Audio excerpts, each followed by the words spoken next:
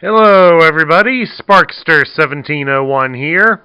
We're taking a brief look here at the last Amazon exclusive. We have the Fanboat Battle 3-pack, which contains a holographic version of Mirage, a Decepticon version of Impactor, and in between them is the Power Dasher Aragon. Now this is how they're packaged in the box themselves. They each got their own separate component here like that. And then of course lying behind them in between them is the instruction manual. Anyway, we'll bring them out here into the light a little bit so you can get a better look at them. Right here, this pretty much has Hollow Mirage and part of the Power Dasher there. And as you can see, this is just like the regular retail Mirage, except the head detail. The head detail is changed. On the retail release, the head is more the G1 cartoon series head. But on this one, it is more the Generation 1 toy-shaped head. So that's a nice change for fans of the Generation 1 toy. And of course, he's molded in this clear blue, predominantly in this clear blue plastic, to give the impression that he's in his using his cloaking device. But of course, some of the areas are in light blue, so he's not totally invisible. Which is kind of a shame, if you ask me. I would have preferred it being all in that trans blue color. Then, of course, right here we have Impactor. And of course, the big change will be right here, just above the left breast. He has a Decepticon symbol, whereas the retail release would have an Autobot symbol there. And, of course, he's got more pieces to the Power Dasher. So he's got some attached to his feet. And, of course, he's using the main body as a shield. Then, of course, up here are not only Impactor's guns, but the Power Dasher's guns. Pardon me. Now, of course, as you probably already might have guessed, the Power Dasher Aragon is basically a repaint of Cog. And while that's a nice addition, I'm not a fan of it, folks.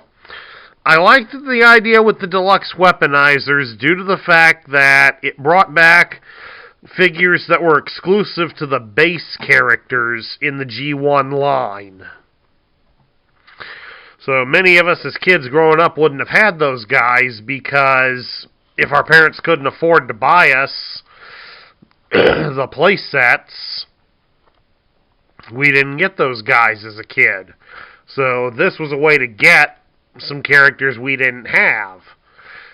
But I've seen they've repainted all three of the Power Dashers after all of the deluxe weaponizers, and that doesn't sit well with me.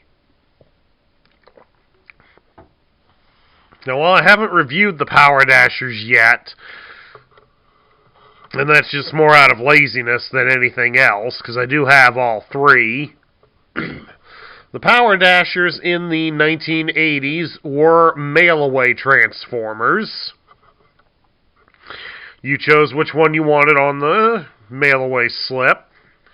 Or in some cases, they just did it. They chose it themselves and would send it to you. But you would get this little tiny a relatively small figure, and it had a pullback motor in it that allowed its vehicle mode to roll across your floor. They didn't come with any tech specs due to the fact that they were apparently still in the process of evolving into full-fledged Transformers. So their powers weren't exactly known. It was a way back then to allow us to kind of use our imaginations to fill in the gaps as to what sort of roles the Power Dashers would play. More of the official reports that have been done on them of late, especially in the More Than Meets the Eye guides, they've listed the Power Dashers as basically being helpful recruits to the Autobots. So they're basically willing and eager little helpers more than anything else. So changing them into deluxe weaponizers kind of cheapens them. And it's made so even more due to the fact that they're just repaints of the existing ones. Like, Aragon here is a repaint of the race car Power Dasher, and they repainted him from Cog. Six Gun has been made into the airplane one. The name escapes me at the moment. Just as the name escapes me for the drill one, which is a repaint of Brunt, and that doesn't work out because Brunt was a tank. I mean, granted, yes, the drill one was a drill tank, but again, it still they don't look the same even remotely. But at any rate, my thoughts on this set is I'm kind of more in the negative about getting this set, folks. I mean, if this is a set that appeals to you, I would say go and get it. And of course, a fair amount of us probably did go get this because it did take a while before both Impactor and Mirage were available on retail shelves. So I think this was a cheap ploy by Hasbro to boost the sales of this product by limiting how many of us could get Impactor and Mirage. By not being able to get them on the store shelves, we had to go to Amazon and buy these cheap redos, and we'd get a bonus figure out of it. And in reality, the bonus figure really wasn't worth it when you consider what all it is. So, in my eyes, I think this set really isn't worth the money. I mean, if it's something you're into and you like the holographic Mirage or Impactor as a Decepticon, then I'd say go for it. But for me, I really don't find it all that amusing or interesting. As you can see, they're still in their boxes. I haven't even taken them out of the box yet. Because I got this set right when it came out, because I pre-ordered it.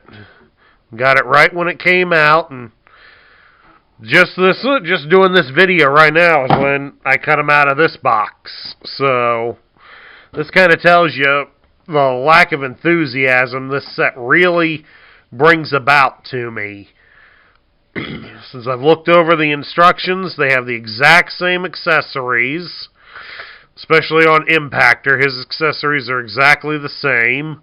Mirages are the same weapons, but of course they are now in trans blue instead of in the colors that the retail one came in. And they transform exactly the same as their retail shelf ones do. So it's a little hard to justify spending the money on this exclusive set. That's a problem I've had with all the exclusives that have been released for the Siege line, is since all of them have been repaints of regularly available figures, it gets a little hard to motivate you to want to buy these, or to join up on Amazon Prime to be able to get to them. It's kind of, if all I'm going to get is a repaint of something I can buy on the store shelves, why would I want to spend the extra money and get something that's this cheap?